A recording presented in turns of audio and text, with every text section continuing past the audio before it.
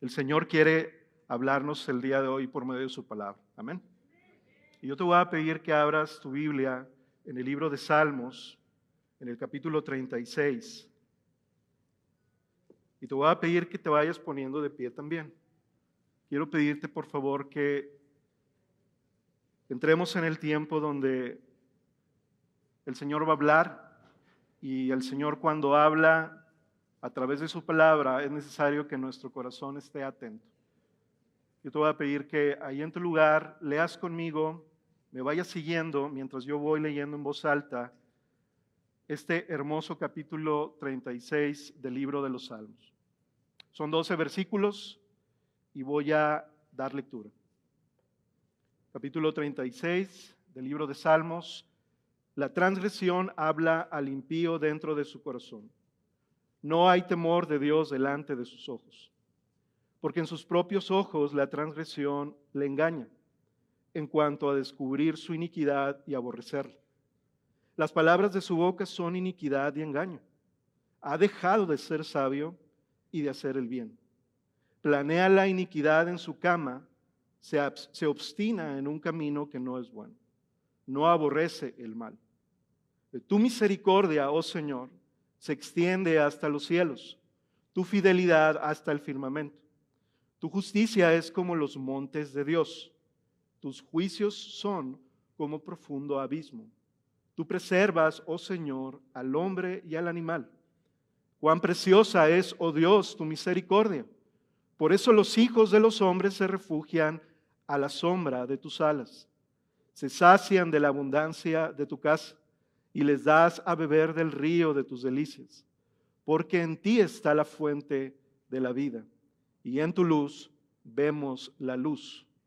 Continúa tu misericordia para con los que te conocen y tu justicia para con los rectos de corazón. Que no me alcance el pie de orgullo, ni me mueva la mano de los impíos.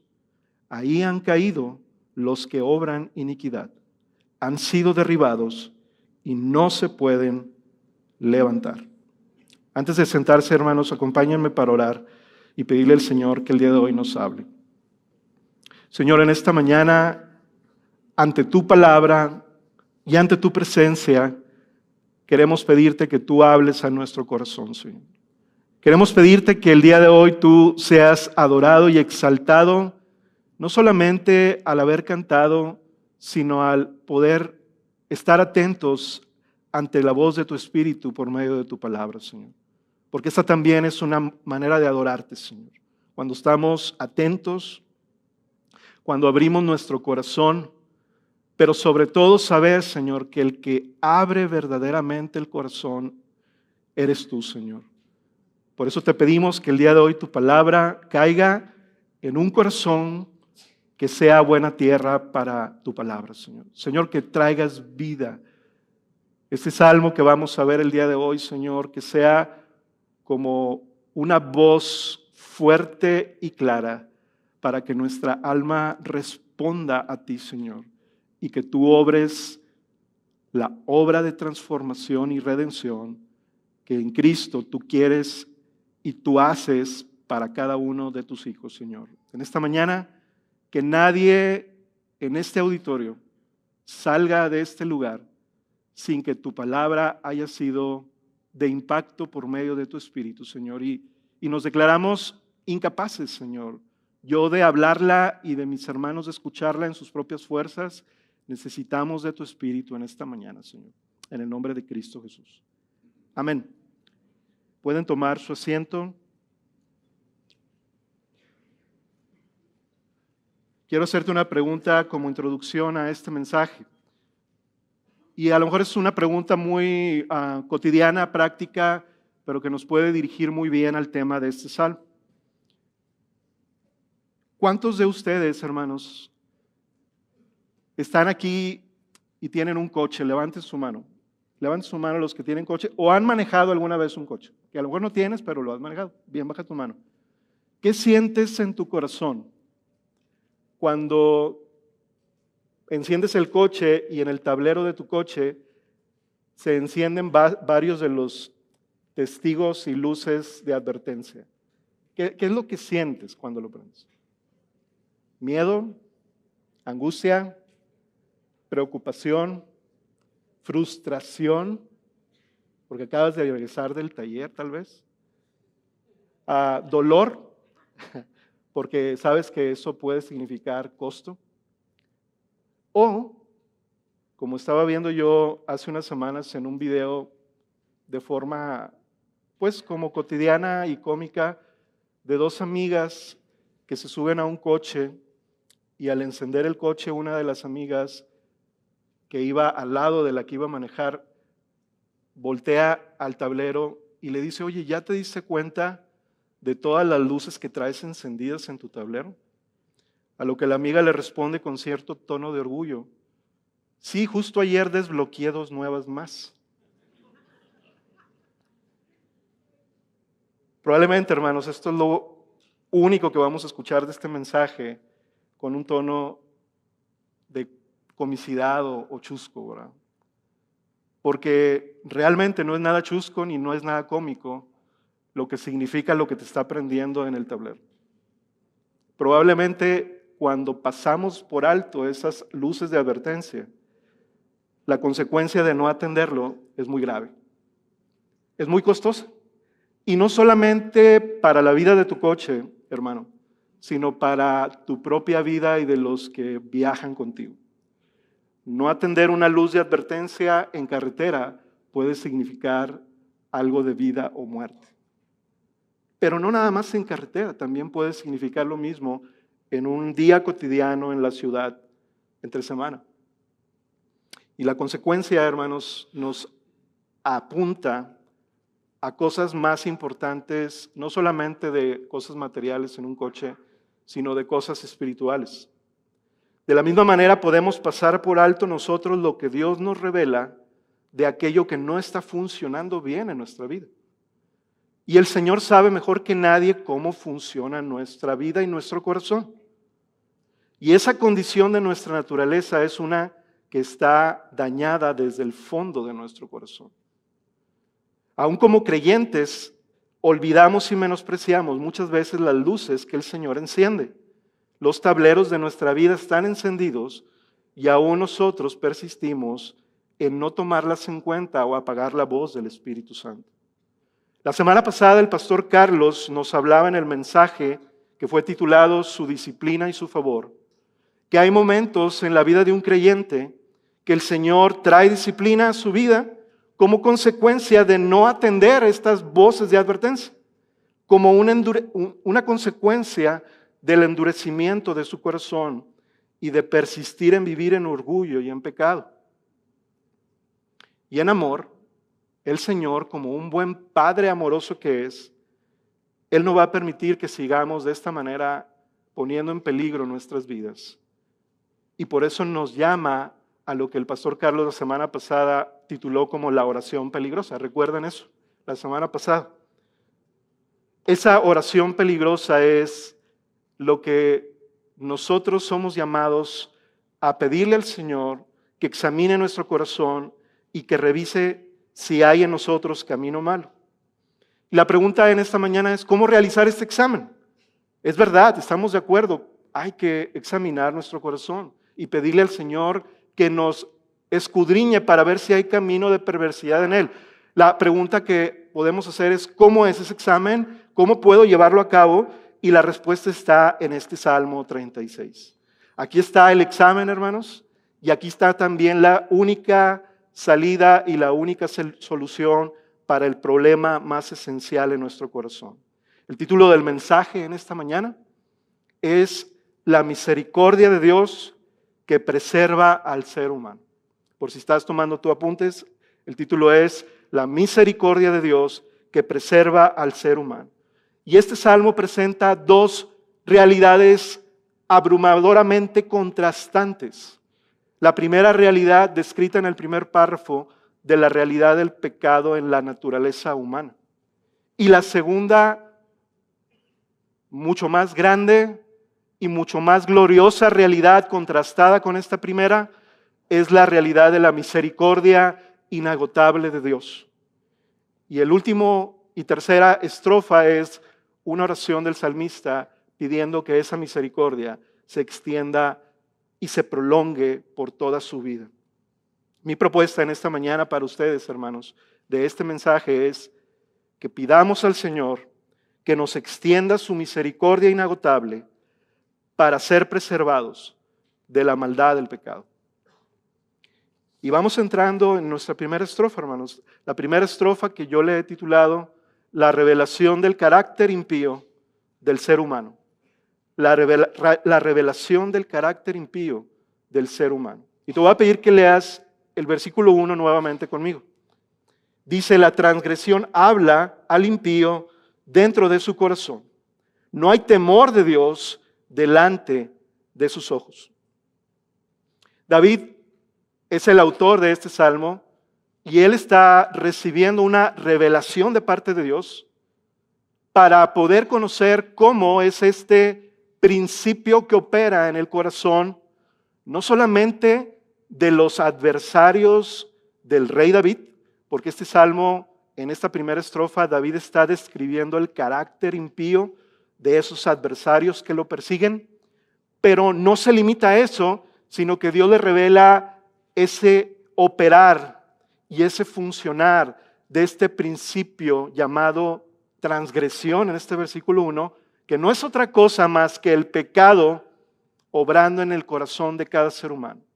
Y es ahí donde nosotros, cada uno de los que estamos en este auditorio, debemos de tomar atención, porque aquí es donde está el examen, donde podemos revisar si realmente nosotros estamos atendiendo a las señales y a las luces que se encienden cuando en nuestra vida hay señales de impiedad y señales de pecado. En el versículo 1 se dice esto, que la transgresión le habla al corazón, al impío. Es decir, este principio, este poder transgresor tiene la capacidad de hablar, tiene la capacidad de instruir y tiene la capacidad de influir en el mismo corazón de las personas. Es esa voz, hermanos, que muchas veces en nuestra naturaleza caída está tan fuertemente resonando que a veces uno se pregunta, ¿por qué estoy pensando esto? ¿Por qué estoy deseando esto? Si se supone que ya he mejorado en esta área de mi vida, si se supone que ya el Señor ha estado obrando en mi vida, pero hermanos, esta es la realidad del corazón de cada ser humano en esta tierra. Y es que hay un principio de pecado operando en su corazón. Y esa transgresión, al mismo tiempo, es un principio que opera en la humanidad desde la caída de Adán y Eva, cuando ellos decidieron darle la espalda al Señor, dejar de confiar en Él y vivir para ellos mismos. Esta es la naturaleza corrupta, la que emana de esta palabra transgresión. Es la naturaleza que hemos heredado de nuestros padres cuando se rebelaron contra el Señor. Todos los hombres, hermanos, tienen estas características, solamente que algunos las tienen de forma latente. Todavía no se manifiesta todo, pero hay algunos otros que se manifiestan más desarrolladamente. Pero el principio está ahí. El principio de operación, de transgresión está ahí. Y le está hablando a cada ser humano. ¿Y qué le habla? Versículo 1 en la segunda parte.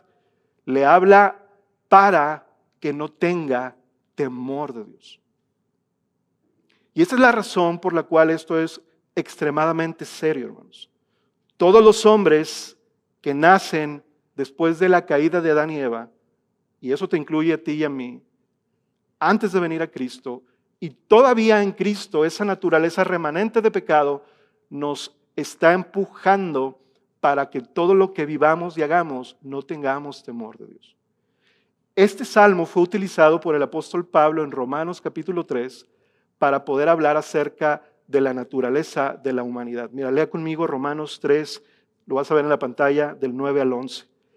Dice Pablo, ¿somos nosotros mejores que ellos? En ninguna manera, porque ya hemos denunciado que tanto judíos como griegos, es decir, todo el mundo, están todos bajo pecado.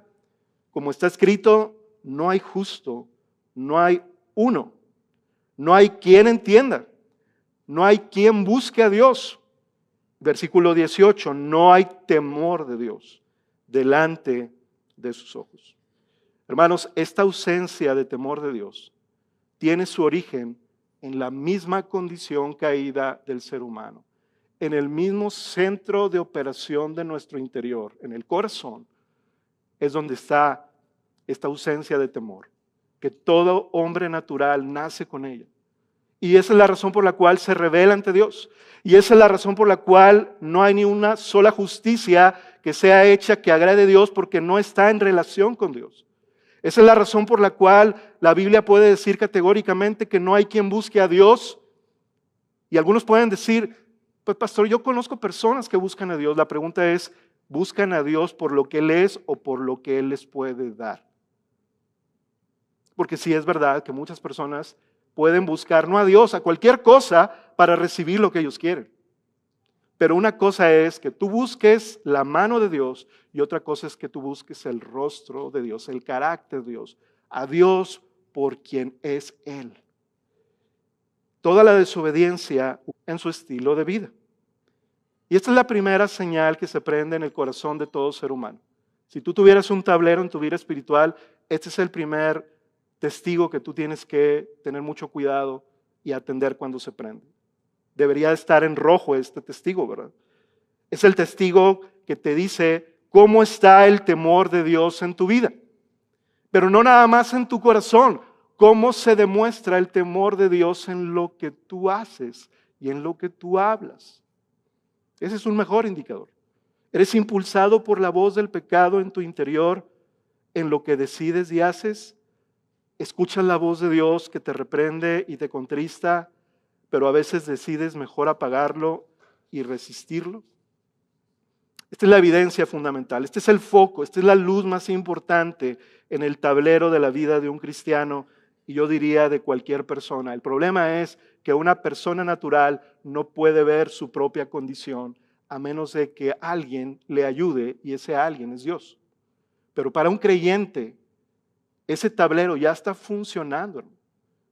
Y a veces caemos como este ejemplo trágico, cómico que les mencionaba al principio, de haber prendido todo tu tablero y pensar que nada va a pasar. Tarde o temprano estás a punto de experimentar algo que ese tablero te está indicando. Y versículo 2, además este principio de pecado tiene el poder no nada más de hacer a un lado el temor de Dios de tu corazón. Versículo 2, lee conmigo, porque en sus propios ojos la transgresión le engaña. Primera cosa que podemos ver que hace esta transgresión y este pecado en nuestro corazón es que tiene la capacidad de hablarte, pero de hablarte engaños, de hablarte mentiras, de no darte un reporte real y verdadero de lo que tú eres en tu interior. Hermanos, el pecado tiene como objetivo que tu conciencia y la mía no se despierten y se endurezcan en toda tu vida. En el creyente que ya tiene el Espíritu Santo en su interior, el pecado remanente en su corazón lo impulsa a apagar y a contristar al Espíritu Santo y a hacer más grande la voz de nuestro propio corazón en lugar de la de Dios. ¿Has experimentado alguna vez esto? Si tú eres creyente, yo estoy 100% seguro que tú has experimentado esa lucha de voces que se levantan en tu interior para ver qué es lo que vas a hacer. Una voz que te da un reporte de no pasa nada, todo está tranquilo, todo el mundo lo hace. Y la otra voz que te dice esto no honra, esto no te va a ayudar, esto va a contristar al Espíritu Santo. Hermanos, a esto se le llama racionalización, que es darle una explicación justificada a nuestra manera de vivir. De tal manera que no veas cuán perdido y cuán pecaminoso es ese actuar y es ese pensar. Y hermanos, esto es revelador en la iglesia. Esto es revelador en la vida comunitaria de la iglesia. Porque cuando hay personas en su postura, que en lugar de que sea una postura de humildad, una postura de entendimiento, una postura de transparencia, que invitas a otros a que hablen a tu vida, más bien te cierras, te aíslas, te resistes a ser cuestionado, y no permites que otros te aconsejen. Un verdadero creyente regenerado por el Espíritu Santo demuestra su nueva vida y su entendimiento correcto del pecado en su corazón remanente al vivir en humildad e intencionalmente invita a otros a hablar a su vida y busca la comunión y no el aislamiento.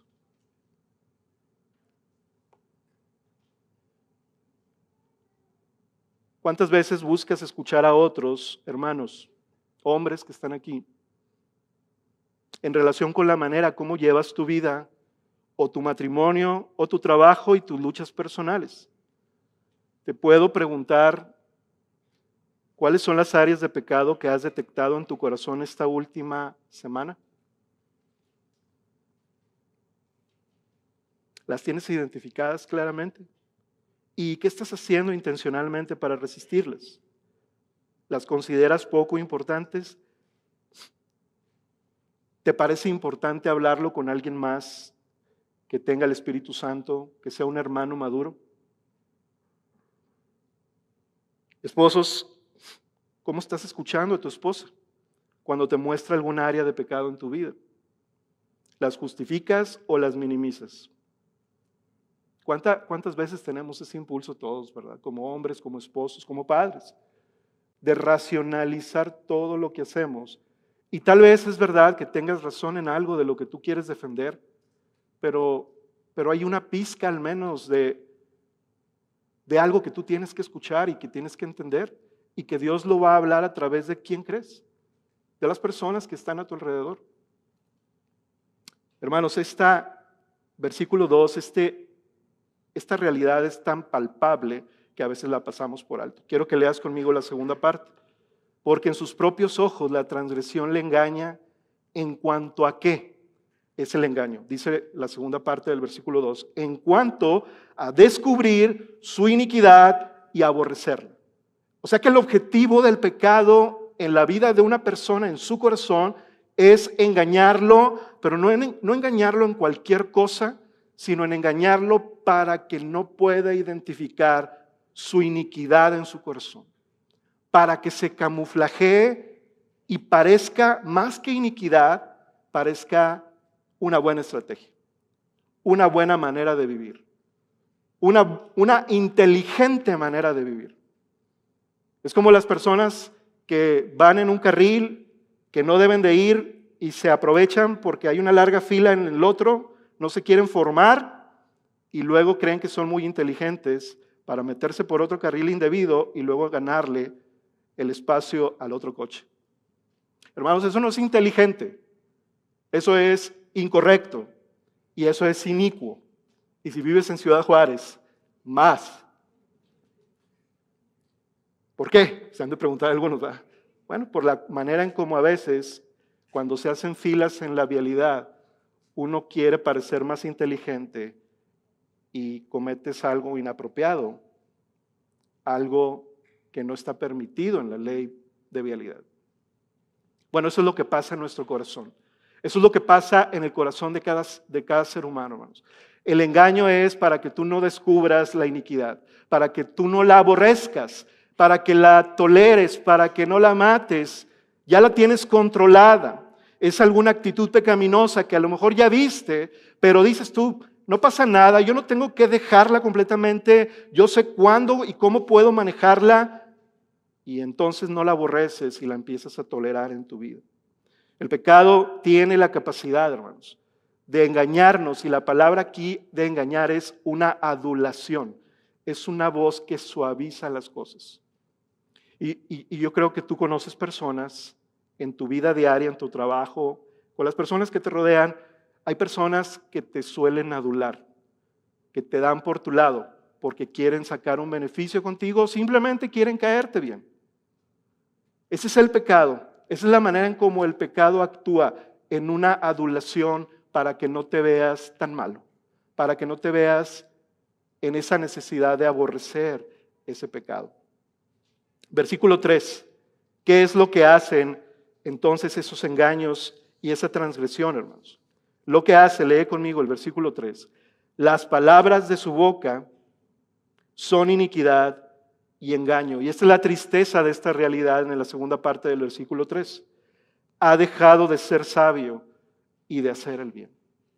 Lo peligroso y lo dañino, lo triste y lo terrible de la realidad del pecado en la vida de una persona que no lo logra identificar y que no lo rechaza y lo aborrece, es que empieza a hablar palabras que ya no le interesan si son correctas o no, sino se vuelven palabras convenientes, palabras vanas que son llenas de iniquidad con el único propósito de que se cumpla lo que esa persona busca y quiere.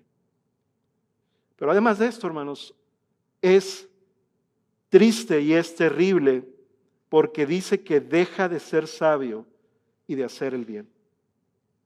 Deja de ser inteligente, es lo que quiere decir esta palabra. Deja de ser una persona que está caminando por el camino del bien, el camino que agrada a Dios, el camino que beneficia a otras personas y comienza a vivir fuera de esa inteligencia y empieza a vivir sin importarle el daño que le haga a otras personas. A esa persona ya no le importa qué tanto daño puede ocasionar sus decisiones y sus palabras, a esa persona solo le importa lograr lo que hay en su corazón.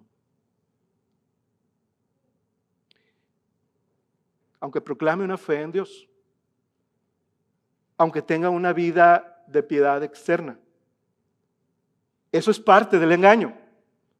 Que una persona piense que porque tiene ciertas prácticas religiosas está como compensando esta manera de vivir, de hablar palabras engañosas, pero ha dejado de hacer el bien. Ha abandonado, ha cesado de ser sabio. Versículo 4. No solamente eso, sino que también dice que planea la iniquidad en su cama, que se obstina en un camino que no es bueno y que no aborrece el mal. Aquí hay tres imágenes en este versículo 4 de lo que produce el pecado cuando está ya operando sin ser detenido, sin ser identificado, sin ser rechazado. ¿Qué es lo que ocurre, hermanos? Que hay una planeación, hay un tramar, hay un complot. Esa es una palabra que sí aplica en esta ocasión. Esta persona actuando en su fuerza natural, pecaminosa de su corazón, está en lugar de meditando en la palabra de Dios o meditando en la bondad de Dios, está meditando cómo planear, lograr hacer lo que él quiere sin importar si eso trae algún mal a los demás. Es todo lo contrario a lo que nos dice el salmista del hombre bienaventurado en el Salmo capítulo 1. Lee conmigo Salmo 1, 1 a 2. Cuán bienaventurado es el hombre que no anda en el consejo de los impíos, que no se detiene en el camino de los pecadores, que no se sienta en la silla de los escarnecedores, sino que en la ley del Señor está su deleite y en su ley medita de día y de noche. El contraste aquí es bien claro con lo que dice el salmista en el capítulo 36. Aquí hay un hombre que está meditando maldad en su cama, cuando el hombre bienaventurado del Salmo 1 está meditando en la ley de Dios y se deleita y por lo tanto no está escuchando voces de impíos ni consejo de burladores y por lo tanto su vida es bienaventurada. Y a veces nos preguntamos nosotros, o debemos de preguntarnos esto, hermanos, ¿qué estamos haciendo en los tiempos de nuestro descanso o en los tiempos de nuestro reposo? ¿Estás escuchando a quién? ¿Estás meditando en qué? El hombre que no medita en la ley del Señor terminará siendo engañado por su propio corazón, hermanos. Y ahí en tu cama, en lugar de seguir, en lugar de escuchar todas aquellas cosas que te pueden dirigir al Señor y a su palabra, estás escuchando al político de tu preferencia, al comediante, al artista, al influencer. Al cabo que no son tan malos. No son tan malos, pero aquí es donde te debes de preguntar, ¿qué tal si tu pecado te está camuflajeando la maldad que estás escuchando y no te estás dando cuenta que tú te estás volviendo en ese mismo proceder? Ligero. Ya no te ocasiona una molestia cuando alguien dice una mentira, cuando alguien hace algo contra otra persona que no es compasivo, ya no te mueve en tu corazón. Pregúntate qué estás meditando en tu cama. Y esta es una buena pregunta, hermanos, porque nosotros en esta época somos personas que nos falta el tiempo en un sentido, pero nos sobra el tiempo en otro sentido. Y ahí es donde el Señor nos está llamando a no caer en este camino de una persona que sigue su iniquidad. Dice que se obstina en un camino que no es bueno. La palabra obstinación es aferrarte, es estacionarte en un camino que estás en contra de todos los demás. No escuchas consejo, no escuchas la voz de otra persona, estás obstinado porque tú quieres lograr lo que quieres lograr. ¿Qué tanto se parece esto a nuestra manera de vivir en estas últimas semanas? Pregúntate si hay algo que tú has estado platicando con tu esposa, platicando con tus hermanos en Cristo y tú te has estado obstinando en tu camino. Yo creo que es el Señor el que te está hablando en esta mañana. Yo creo que es su amor, no su condenación, la que te quiere demostrar en esta mañana para que tú te des cuenta, probablemente es tu corazón. Y cierra este versículo 4 diciendo que no aborrece el mal, que no rechaza, que no resiste, ya simplemente lo deja venir, ya simplemente le parece correcto. Está en su trabajo y si hay que implementar alguna estrategia que implique una falta de integridad, pues mira, no pasa nada, no es tanto impacto. ¿Le vamos a dejar de pagar impuestos al gobierno? Pues nadie les paga. ¿Nadie? Es que si vamos a vender de esta manera, pues, pastor, no hay de otra forma. Se obstina en un camino que no es bueno y no aborrece el mal. Eso es lo que dice la Biblia. Y en una manera tal vez muy cruda, la Biblia nos lo está hablando en esta mañana, porque así son los exámenes, ¿verdad?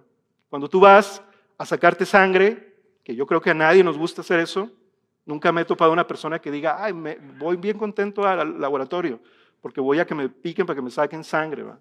No, pero ¿qué es lo que pasa?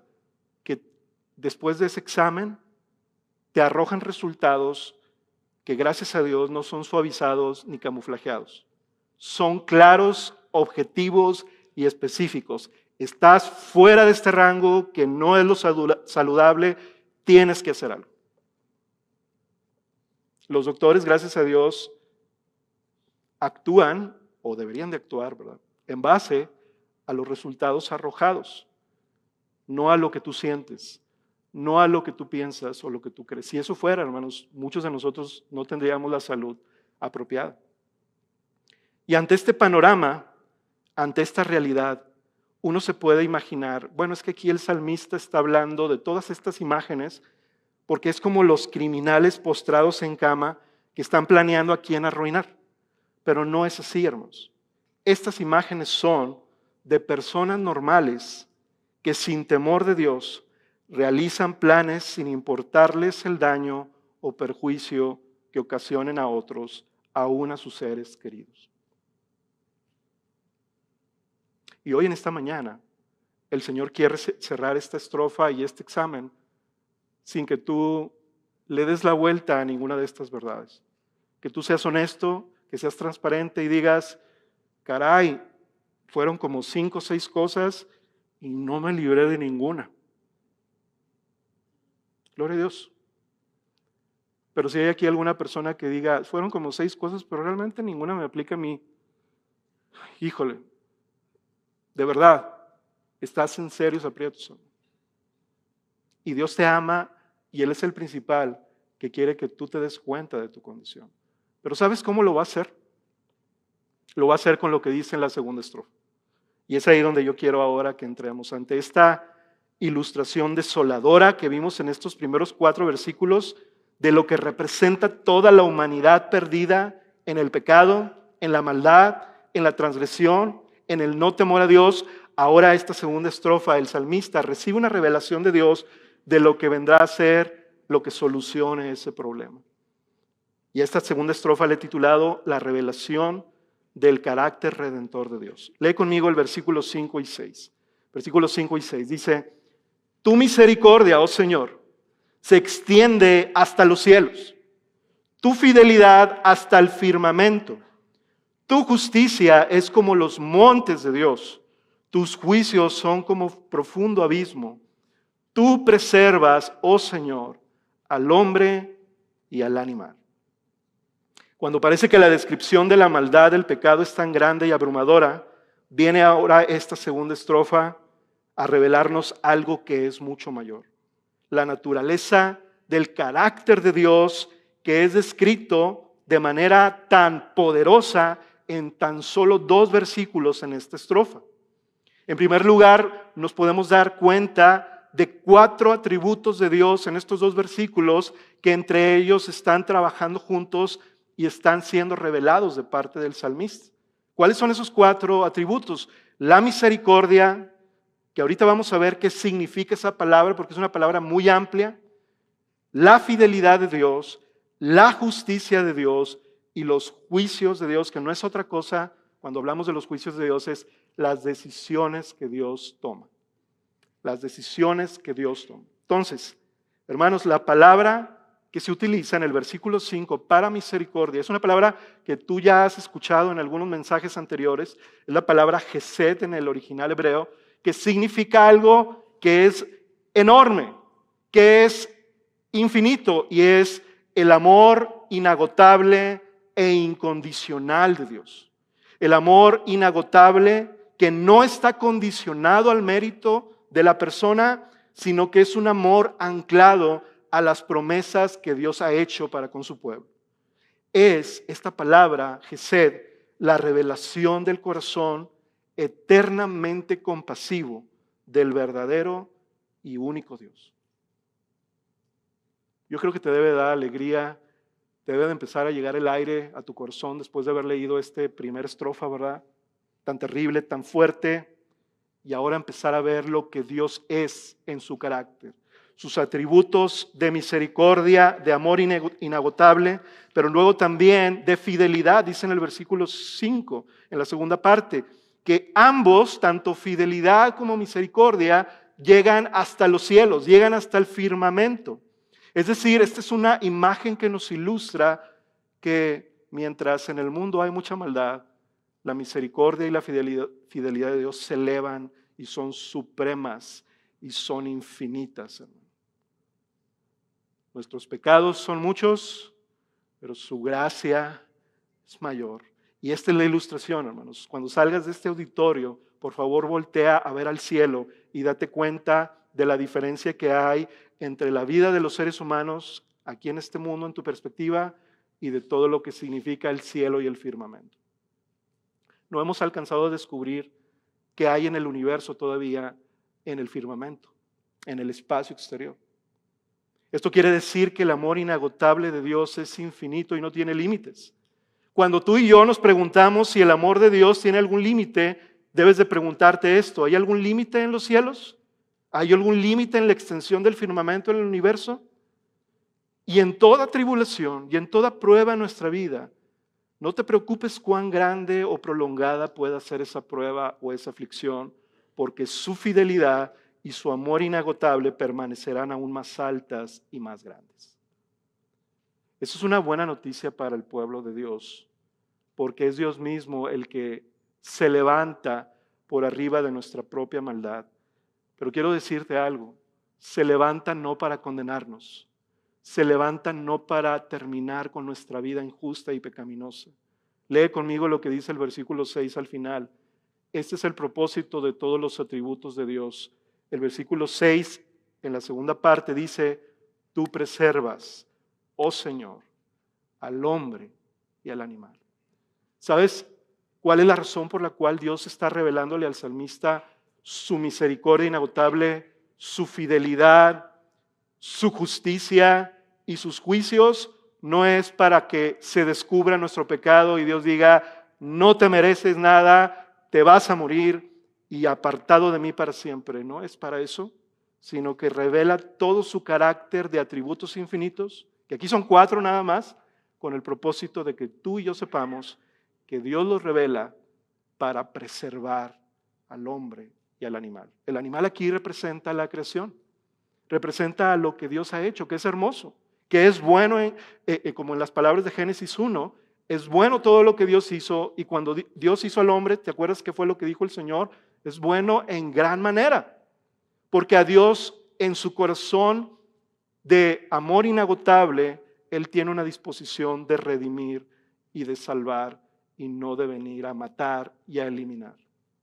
Quiero que lo recuerdes eso, porque también hablar de la justicia de Dios, dice el Salmo 6, es hablar como si fueran los montes de Dios.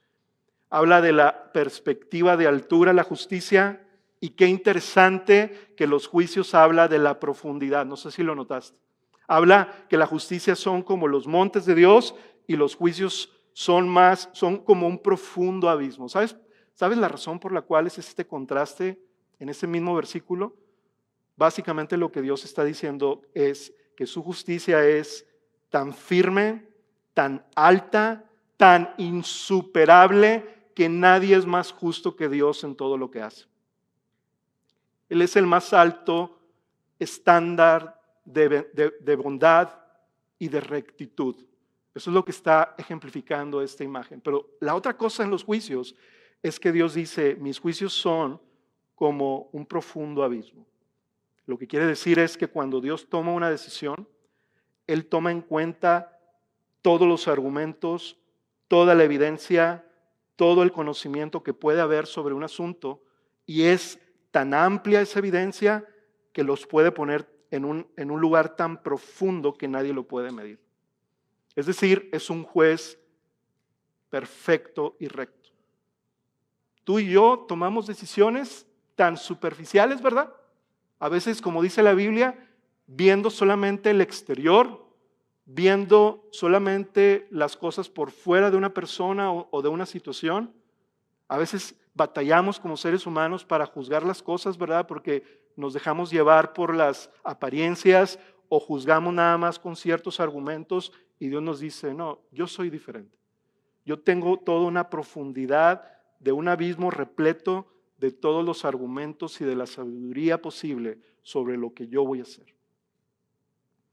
Y a veces nos preguntamos, en algún momento de debilidad, cuando nos está ocurriendo algo malo, ¿cuántos de nosotros no hemos dicho esta frase? Señor, pero esto no es justo. Yo lo he hecho. ¿Y sabes lo que estamos diciendo? Que nosotros tenemos más profundidad de evidencia, de conocimiento y de sabiduría de lo que está pasando y de lo que Dios está permitiendo. No es cierto, no es verdad. Dios sabe lo que está haciendo. Dios tiene un conocimiento más profundo, insondable, que nadie puede ver más allá porque es muy profundo. ¿Por qué Dios permite ese sufrimiento? ¿Por qué Dios permite esa enfermedad? Déjame decirte, yo no lo sé, pero Dios sí lo sabe porque Él es justo y porque Él toma decisiones con la suficiente rectitud de nuestra vida. Pero no es para nuestro mal, es para preservar nuestra vida. Versículo 7. De ahí el salmista pasa a algo poderoso, hermanos. Algo asombroso, que es, y lo quiero leer completo, el versículo 7. Cuán preciosa es, oh Dios, tu misericordia. Por eso los hijos de los hombres, ¿qué es lo que hacen? Se refugian a la sombra de tus alas. Hermanos, esto es increíblemente glorioso. Yo quiero que pongas atención en esto.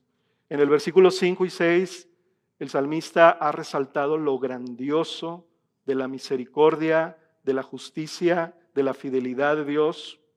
Lo ha resaltado para que nos quede claro y nos asombremos de ello, pero no es suficiente asombrarnos de ello, hermanos. El salmista quiere que ahora vayamos más allá y en lugar de simplemente ser asombrados por lo grandioso de su carácter y de sus atributos infinitos para salvar al hombre, ahora quiere que en lugar solamente de ver lo grandioso, ahora quiere que lo hagamos precioso para nuestra vida. ¿Sí hay una diferencia en eso? Una cosa es que tú te asombres, yo me asombro en lo que veo en la tele. Te puedes asombrar de lo que ves en el medio ambiente, en una montaña, en olas del mar, en una cascada, y puedes decir, wow, pero eso es diferente a que digas, cuán precioso es esto para mí. Eso es lo que es la misericordia de Dios, hermanos. El salmista está diciendo, no es suficiente que te asombres, aprópiate en lo personal de su amor inagotable. Porque no hay a dónde correr. Ninguno de nosotros como seres humanos podemos ser justificados delante de Dios en nuestra naturaleza caída. Y esa es la razón por la cual el salmista dice, ante el poder salvador del carácter de Dios revelado al hombre, yo lo único que puedo decir es, cuán precioso es tu misericordia, Señor. Y sabes, eso es lo que pasa en la vida de un verdadero creyente, hermanos. Que no solamente se asombra de las verdades doctrinales, que no solamente las entiende, que no solamente es capaz de deliberar en un debate para defender una verdad, sino que es capaz de llegar a su casa al final de la noche, refugiarse en la presencia de Dios ante un día que no fue tan bueno y llegar y en comunión con Dios decir, Señor, cuánto amo tu amor inagotable, cuánto amo tu presencia, cuánto amo tu palabra, porque para mí es precioso. Eso es lo que hace la influencia y el poder de la misericordia de Dios sobre una persona cuando alumbra su corazón. Que no solamente se levanta y dice, wow, qué padre, le pongo un 10, le pongo un like, le pongo un me gusta, un me sorprende. Bueno, ese no existe, ¿va? El me sorprende en las redes sociales. Pero lo que Dios quiere no es que pongas esa clase de adjetivos, sino que vayas más allá y te apropies, porque Dios quiere que te apropies de su misericordia. Yo quiero contarles a manera de testimonio esto para que ilustre un poquito más, porque me hizo recordar cuando estaba haciendo este mensaje, cuando en un momento dado de mi juventud que el Señor me permitió nacer de nuevo, a los 18 años, ya estaba yo asistiendo a un grupo de jóvenes en una iglesia y de pronto una de esas evidencias de la misericordia de Dios fue que saliendo del grupo de jóvenes, porque se terminaba muy temprano, bueno, según yo, muy temprano, acostumbrado a otros horarios, el tema es que salí como a las 8 de la noche, llegué a mi casa y me acuerdo que mis papás me habían dicho, vamos a ir a una boda, ahí te esperamos, se va a poner padre la cosa y todo. Y también mis amigos me habían dicho, te esperamos para irnos por la noche de antro y poder hacer lo que siempre hacemos. Y yo llegué después de esa reunión de jóvenes al haber escuchado un mensaje de la palabra también. Y llegué, me estacioné, no apagué el auto y simplemente una voz dulce dentro de mí, que yo estoy seguro que era el Señor, me dijo, mira, no te vayas, mejor métete y busca mi palabra. Eso fue todo lo que pude entender que escuché. Y eso fue lo que hice. Y pude descubrir y pude experimentar lo que dice este versículo 7.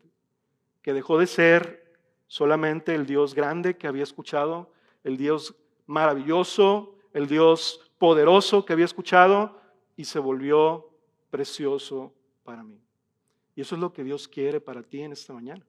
Que se vuelva el Señor no solamente alguien respetado por ti, alguien que tú consideras en la mañana en tus oraciones, sino que se vuelva el tesoro más hermoso y valioso para tu vida. Dios quiere eso para tu vida.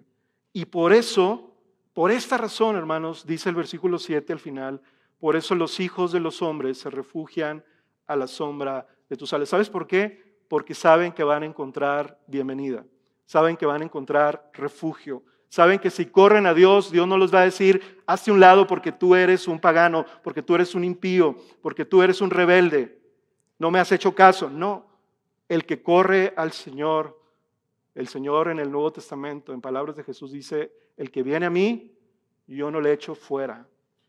Dios revela todos sus atributos con el propósito de que tú te vengas a refugiar. En el versículo 8 y 9 dice esto, se sacian de la abundancia de tu casa y les das a beber del río de tus delicias. porque en ti está la fuente de la vida.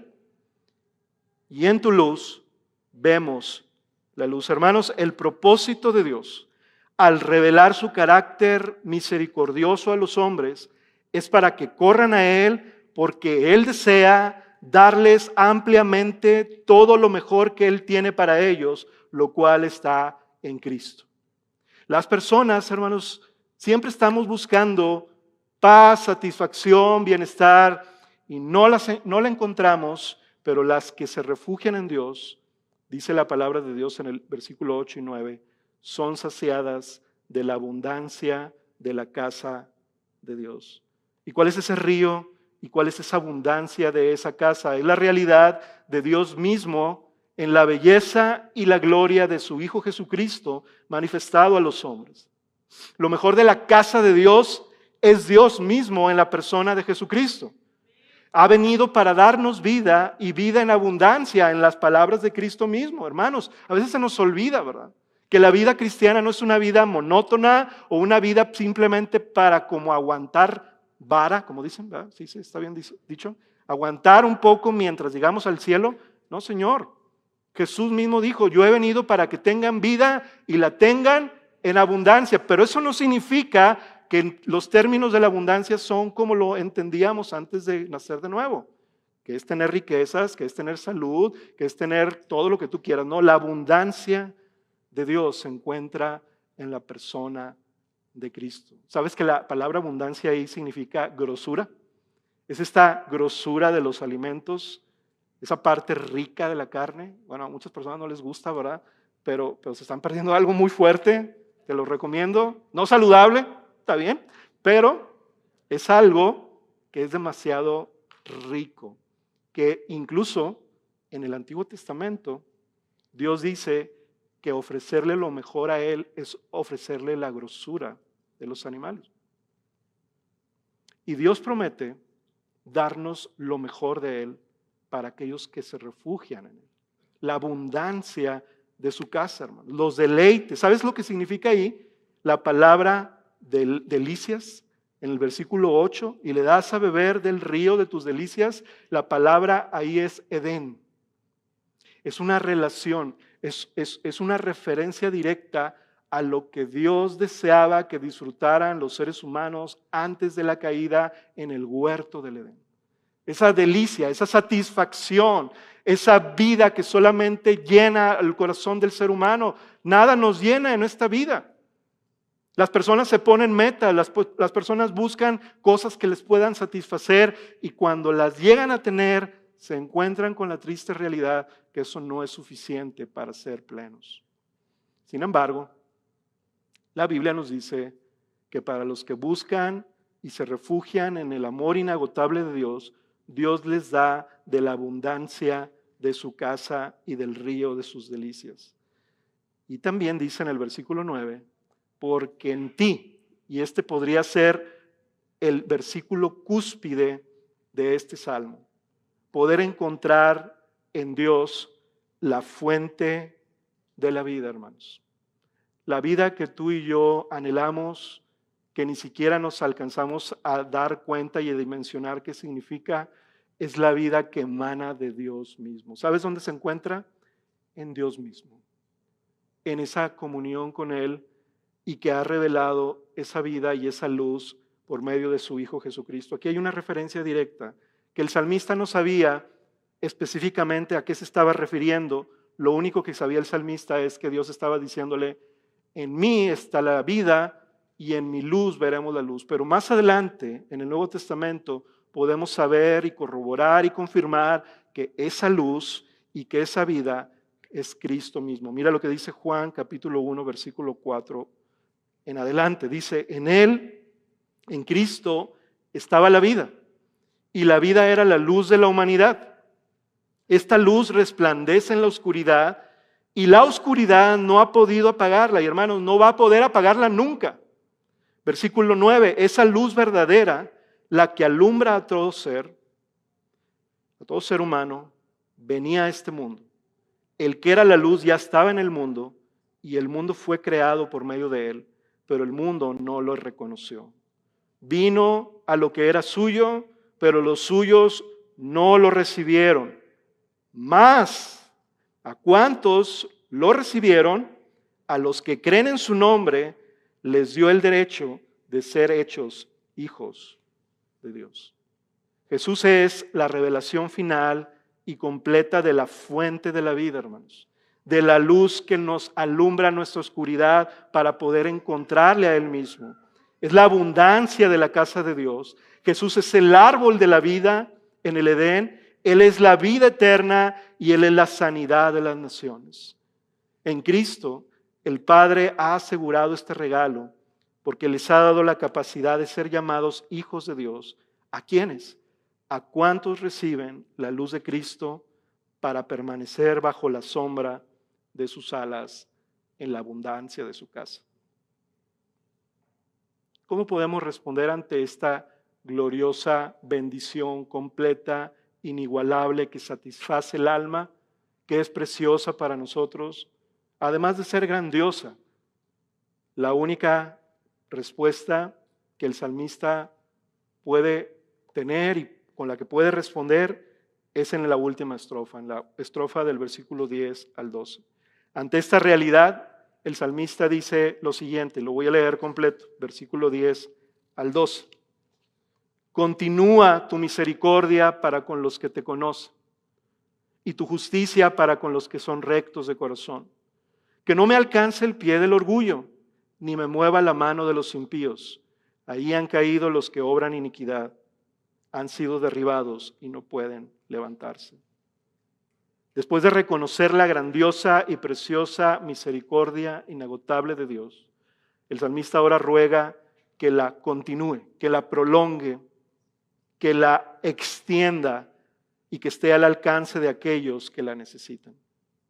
Que extienda, ¿qué, hermanos? Todos los beneficios que emanan de los atributos infinitos de Dios con el propósito de traer salvación a los seres humanos.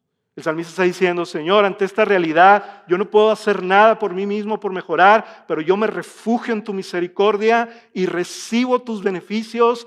Y lo único que me queda pedirte, Señor, es que en el resto de mis días, Señor, tú continúa y extiende tu misericordia. Porque es la misericordia, es el amor inagotable tuyo, lo único que me puede sostener y me puede librar del pie del orgullo y de la mano de los impíos. Nosotros, hermanos, como creyentes en esta época, a veces me parece que asumimos mucho la gracia de Dios en nuestra vida y creemos que solamente debemos de buscar esa gracia y orarla y clamarla solamente en ciertos momentos difíciles de nuestra vida. Pero el salmista está diciendo, no nada más en los momentos difíciles, en cada segundo de mi vida, Señor, extiende tu misericordia para que el pie de orgullo no me alcance. Porque probablemente el pie de orgullo está más cerca de lo que tú crees, hermano. El pie de orgullo de otras personas que están perjudicándote, que a lo mejor están cerca de ti. Tal vez es tu esposo o tu esposa que no cree en Cristo y que tiene una lucha y que tú batallas con su carácter y su orgullo y a veces te empuja y te hace desviarte también de tu amor del Señor, de tu confianza, de tu fe o de tu propio orgullo en tu propio corazón cuando tú te empecinas en hacer algo que sabes muy bien que no es agradable al Señor. ¿Qué te va a librar de esa situación, hermano? Todos los días vivimos esas situaciones. ¿Qué te va a librar a ti y a mí? Me va a librar no mi sabiduría, no mi conocimiento teológico, no mis años de experiencia en Cristo. Lo único que me va a librar y me va a preservar es que el Señor extienda su misericordia sobre mí para aquellos que le conocemos. La luz de Cristo, hermanos, necesitas todos los días, cada día de tu vida. ¿Por qué? Porque cada día de nuestras vidas, nuestra naturaleza remanente de pecado quiere engañarnos, quiere suavizar las cosas en nuestra vida que necesitamos corregir. El Señor quiere que con su Espíritu tú sigas su voz. Y esa es la razón por la cual, con esto quiero terminar, no fuimos llamados a solo saber verdades doctrinales y pensar que porque ya las entendimos lo suficiente, ya no necesitamos más de su misericordia. Dios desea que experimentemos continuamente la vida que fluye de forma permanente de su amor inagotable. Esta es la misma oración que Pablo hizo por los efesios en el Nuevo Testamento. Quiero que me acompañes a leerla para terminar. Efesios capítulo 3, versículos 18 al 19. Dice Pablo una oración que equivale a la oración del salmista, y es esto: espero que puedan comprender, como corresponde a todo el pueblo de Dios, cuán ancho, cuán largo, cuán alto y cuán profundo es su amor. Es mi deseo que experimenten el amor de Cristo, aun cuando es demasiado grande para comprenderlo todo, porque entonces serán completos ustedes. ¿Con qué? Con la plenitud de la vida y el poder que proviene de Dios. Pablo sabía muy bien que la única manera en que los efesios iban a perseverar en su camino como creyentes era que pudieran crecer en su conocimiento del amor de Dios, pero también en experimentar el amor de Dios en todo lo que ellos son, para que la plenitud de su vida pueda llegar. Quiero pedirles a los jóvenes de la alabanza que vayan pasando, por favor, y quiero cerrar con esto, hermanos. ¿Cómo es que estás experimentando el amor de Dios en tu vida en estos últimos días de tu vida?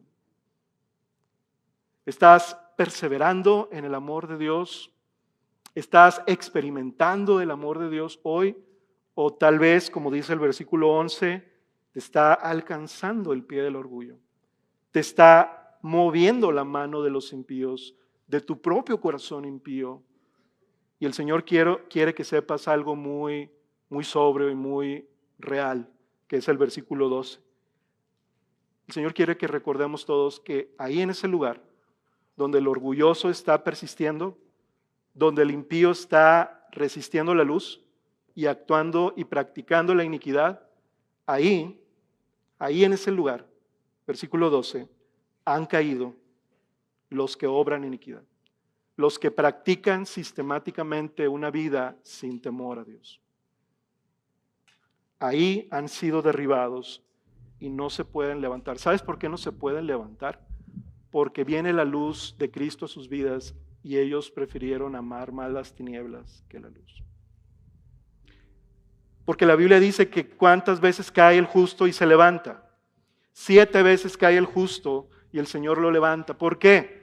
Porque el justo sabe la lucha que tiene contra su pecado, pero acude a la misericordia inagotable de Dios y no resiste la luz de Cristo, y esa es la razón por la cual Dios puede levantarlo. Pero ¿qué solución hay, hermanos, para aquellos que le dan la espalda consistentemente en su vida y en sus hechos a la luz de Cristo?